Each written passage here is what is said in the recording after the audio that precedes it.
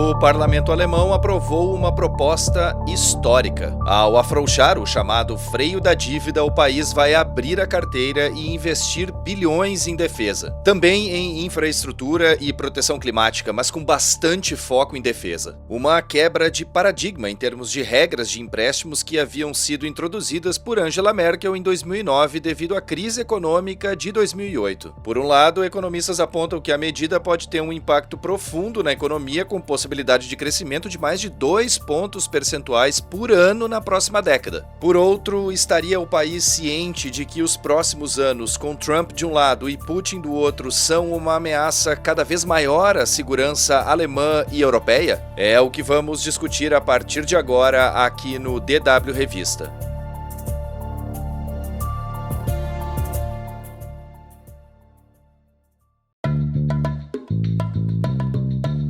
E está no ar o DW Revista, uma produção da redação brasileira da DW e publicado todas as sextas-feiras no YouTube e em plataformas de áudio como Spotify, Deezer, iTunes, Google Home e Alexa. Eu sou o Guilherme Becker, diretamente de Bonn, na Alemanha, e nesta edição eu converso com o editor da DW, Alex Schossler. A gente percebe que dentro da população há, aos poucos, uma aceitação maior do serviço militar. Muitas pessoas na Alemanha hoje defendem a volta. Com certeza isso vai ser objeto de debate, já está sendo e vai continuar sendo objeto de debate aqui no país ainda durante muito tempo agora.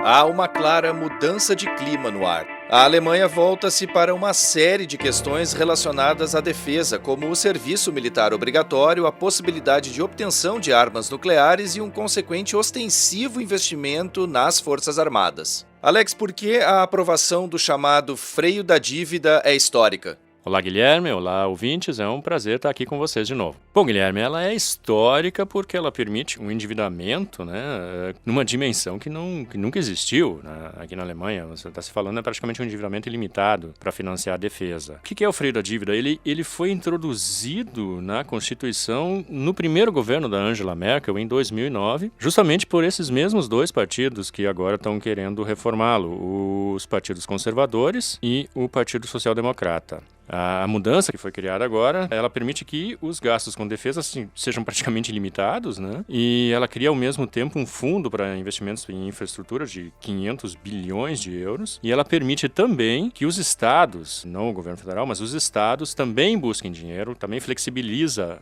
o endividamento dos estados. A gente pode falar que tudo isso é de fato uma mudança de paradigma. Eu acho que isso aí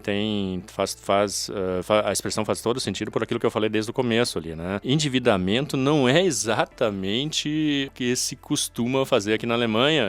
Os alemães são muito reticentes em relação a isso e você tem aqui na Europa, vamos dizer assim, de uma forma bem, falando agora de uma forma bem genérica, nessa questão da dívida, geralmente essa divisão entre os países do norte e os países do sul, sendo que os países do sul são os países mais endividados, onde você vai ter as maiores dívidas, como no caso da Itália, da Espanha, da França, enquanto que os países do norte costumam ter uma postura bem mais de freio puxado nessa história, né?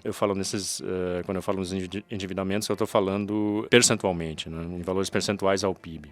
Bom, Alex, fato é que houve resistência no parlamento para que o projeto fosse aprovado, mas no fim os conservadores da CDU, CSU, e os social-democratas do SPD e os ambientalistas dos Verdes votaram para aprovar a medida. O que isso significa em termos de governança numa Alemanha que está prestes a formar um novo governo? Guilherme, a questão política é uma das mais interessantes, né? Primeiro, eu acho que agora nós estamos mais perto de ter um governo, né? Porque a questão mais complicada já teve acerto, né? Conservadores e os social-democratas se acertaram nessa questão da mudança do freio da dívida, que permite, então, todos esses investimentos. E isso realmente abre caminho para a formação desse governo. Interessante também por vários outros aspectos que a gente pode observar ali também na votação do Bundestag. Você viu, por exemplo, o Partido Verde, que inicialmente não queria, né? né, ou pelo menos disse que não queria, aí conseguiu que a questão ambiental fosse contemplada no pacote de investimentos em infraestrutura. No fim, votou junto, sendo coerente com o que sempre defendeu, né? E aí, a liderança do Partido Verde, lá no Bundestag, acertou contas com o Merz, porque o Merz passou a campanha eleitoral inteira falando que não ia mexer no freio da dívida, e aí fechou as urnas, a primeira coisa, ele começa a negociar com os social-democratas justamente aquilo que ele disse que não iria fazer. E, ao mesmo tempo, ele passou a campanha eleitoral inteira criticando os social-democratas e os verdes por proporem essa mudança, né? Então, o Partido Verde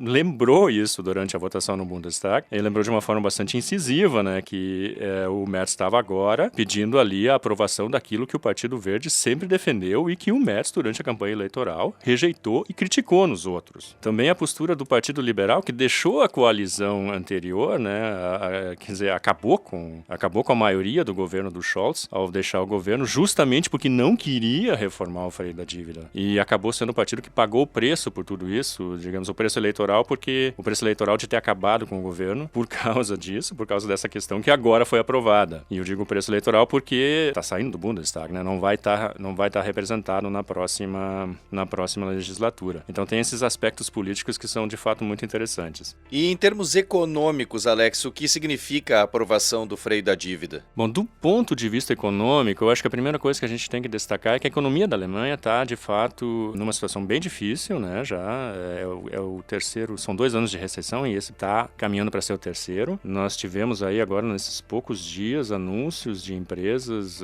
grandes como a BMW, como a Siemens, anunciando cortes de postos de emprego. Quer dizer, eu acho que tudo isso que foi aprovado, esse pacote de investimentos em infraestrutura, vai no caminho certo e ele pode, de fato, significar uma mudança positiva para a economia na Alemanha. Institutos econômicos também falam isso, estão projetando já aumentos percentuais no PIB para o ano que vem, talvez um crescimento de 2%. Então eu acho que tudo isso vai na direção certa, porque os investimentos em infraestrutura, principalmente, são muito necessários. O outro lado da moeda, claro, é o endividamento, né? Porque a Alemanha, como eu já tinha dito antes, tem um endividamento em relação ao PIB, não é dos mais altos, né? Está em torno de 60 e poucos por cento, 64, 65. Só para efeito de comparação, no caso do Brasil, são 80%. Mas o que deve acontecer, claro, é que esse percentual, no caso da Alemanha, deve aumentar. E deve aumentar aí consideravelmente, vamos dizer, economistas falam em pelo menos 10 pontos percentuais aí nos próximos anos.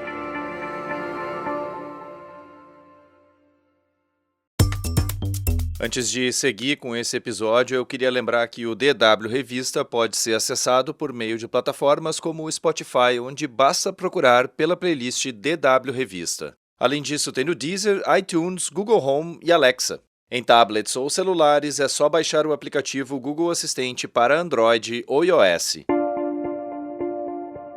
Alex, agora voltando para a questão da defesa e do que esse dinheiro significa para a defesa e o exército alemão, há décadas a Alemanha vive sob a proteção do escudo nuclear americano. Estima-se, por exemplo, que até 20 bombas nucleares estariam estacionadas em uma base aérea da Bundeswehr, as Forças Armadas Alemãs, na cidade de Büchel, estado da Renânia-Palatinado, e só o presidente dos Estados Unidos tem o código para liberar essas bombas. Mas que, em caso de emergência, caberia aos caças da Bundeswehr usá-las para bombardear alvos. Essa coordenação conjunta da dissuasão nuclear com os americanos é o que a OTAN chama de participação nuclear, entre aspas, e também vale para outros países europeus. E aí eu te pergunto, Alex, a liberação dessa verba enorme para a defesa atesta de vez uma mudança de atmosfera militar, vamos dizer assim, na Alemanha?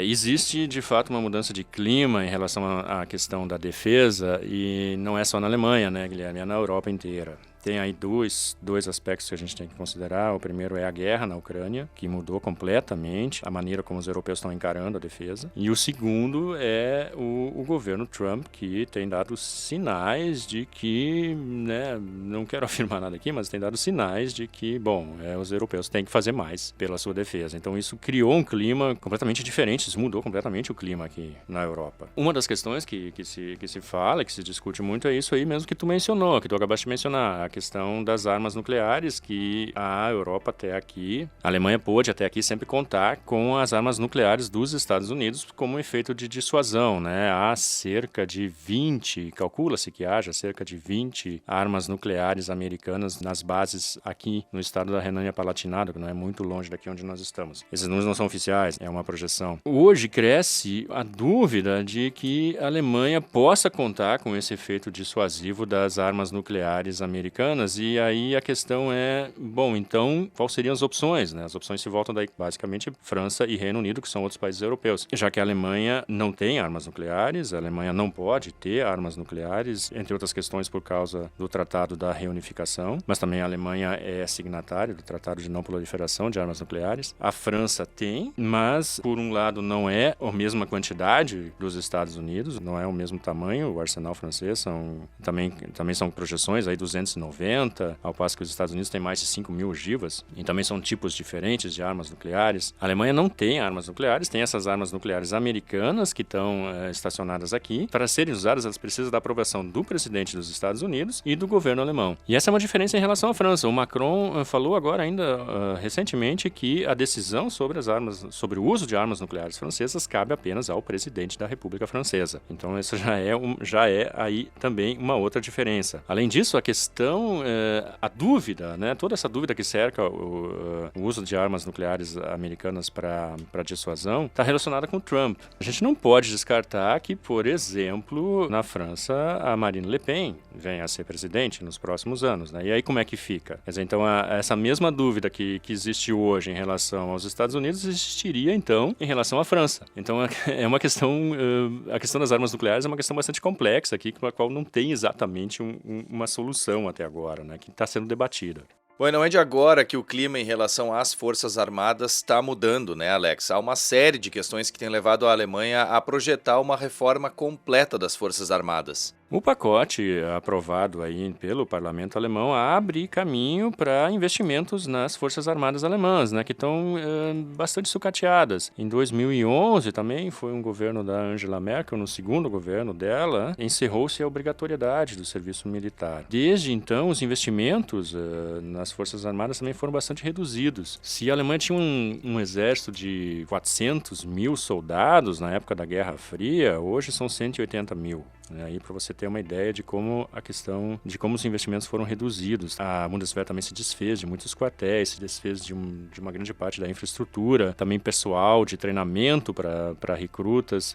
Tudo isso está em falta hoje, né? Ao mesmo tempo, a gente percebe que dentro da população há aos poucos uma aceitação maior do serviço militar. Muitas pessoas na Alemanha hoje defendem a volta. Com certeza isso vai ser objeto de debate, já está sendo e vai continuar sendo objeto de debate aqui no país ainda durante muito tempo agora.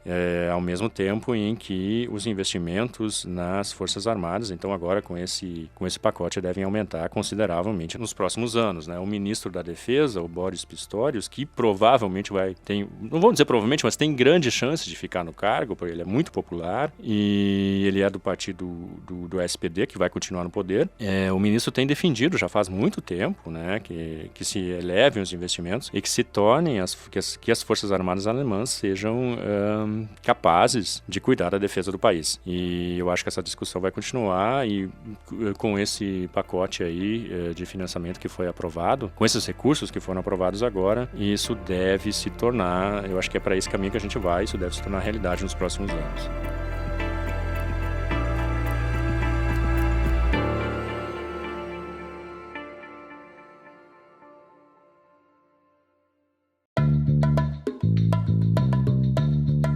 A edição desta semana do DW Revista, uma produção da DW em Bonn, na Alemanha, fica por aqui. Fica aqui também meu muito obrigado ao Alex Schossler pelas informações compartilhadas neste episódio. Mais conteúdos você encontra no nosso site dw.com/Brasil e também no canal da DW Brasil no YouTube. A produção, a apresentação e edição técnica são minhas, Guilherme Becker. Revisão final de Fernando Caulite e coordenação de Maurício Cancellieri. O DW Revista volta na sexta-feira que vem. Obrigado por acompanhar a gente e um bom final de semana.